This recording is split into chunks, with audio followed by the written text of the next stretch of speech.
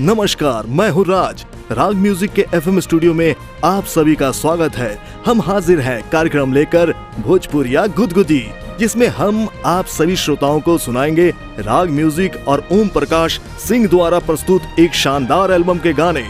Album का नाम है उठ लाली बुलावता, जिसको अपने सुरों से सजाया है अनिल अंजान ने और गीत लिखे हैं संजीत मदहोशी ने और संगीत से संवारा है संगीतकार रत्नेश मनीष ने।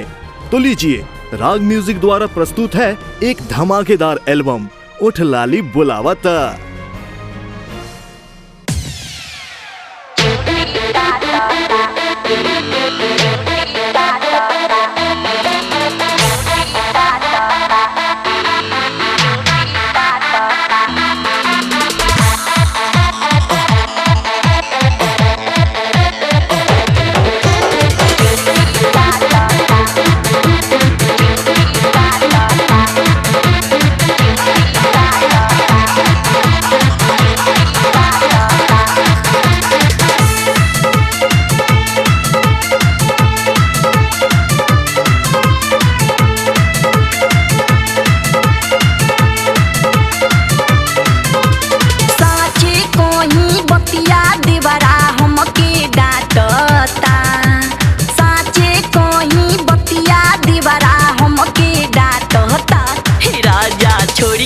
आजा ड्यूटी चोली में चिंटी काटता, राजा छोड़ के आजा ड्यूटी चोली में चिंटी काटता। साचे कहीं बतिया दीवारा हमके डांटता, साचे कहीं बतिया दीवारा हमके डांटता। राजा छोड़ के आजा ड्यूटी चोली में चिंटी काटता, राजा छोड़ के आजा ड्यूटी चोली में चिंटी काटता।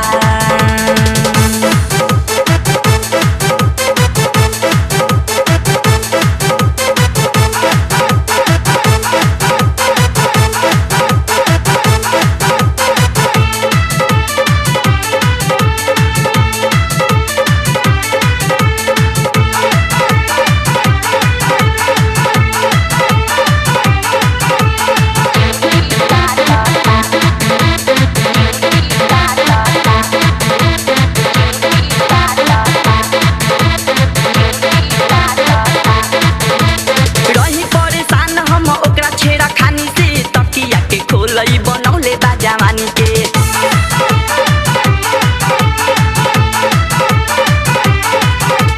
रही परेशान हम ओकरा छेड़ा खानी से, तकिया के खोलई बनौले बा जवानी के। धके बला जोड़ी होठ के लाली चाटता, धके बला जोड़ी होठ के लाली चाटता। राजा छोड़ के आजा ड्यूटी चोली में चिंटी काटता, राजा छोड़ के आजा ड्यूटी चोली में चिंटी काटता, राजा छोड़ के आजा ड्यूटी चोली में चिंटी काटता।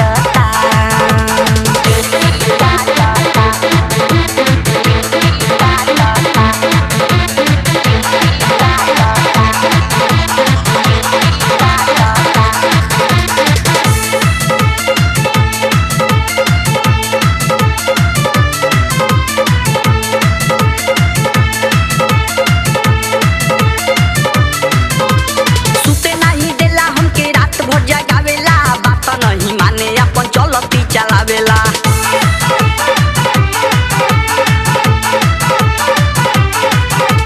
सुते नहीं देला हमके रात भर जगावेला, बात नहीं माने अपन चलती चलावेला। कही हमारा ई ना चाही नमूना छाटता, कही हमारा ई ना चाही नमूना छाटता। राजा छोड़ के आजा ड्यूटी चोली में चिंटी काटता, राजा छोड़ के आजा ड्यूटी चोली में चिंटी काटता, राजा छोड़ के आजा ड्यूटी चोली में चिंटी काटता।